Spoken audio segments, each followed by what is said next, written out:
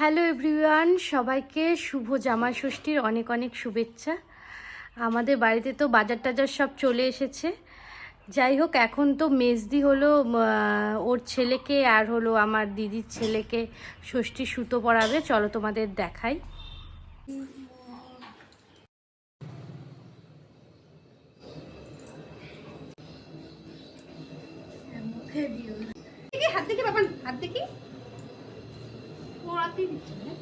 এদিকে হলো বাজারও চলে এসেছে, অনেক কিছু এসে গেছে, অর্ধেক বাজার এসেছে। আরও হলো তোমার মাছ আসবে, চিতল মাছ, সেটা হলো গঙ্গারামপুর থেকে আমার জিজু নিয়ে আসবে, ওটা এখনও আসেনি। বাকি যেগুলো বাজার এসে গেছে চলো তোমাদের দেখাই।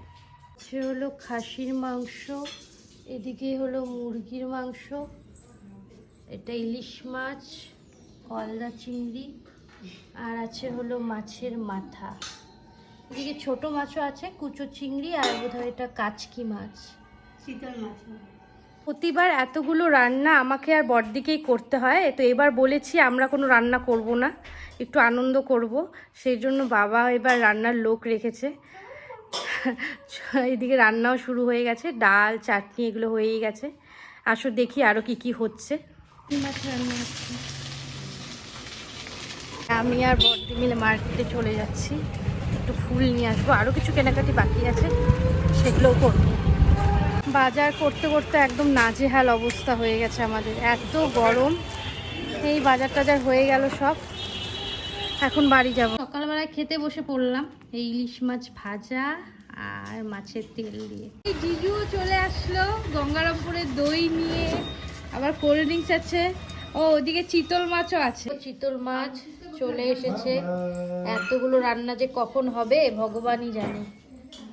রান্না প্রায় কমপ্লিট। দেখো এখানে ডাল আছে, এখানে আছে চিতল মাছ, এখানে ইলিশ মাছ আছে, এখানেও আছে।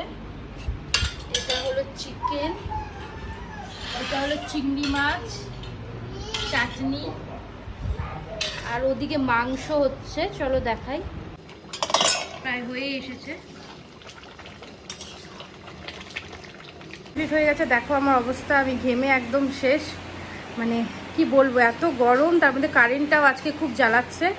চলো দেখাই তোমাদের কি কি মেনু হয়েছে।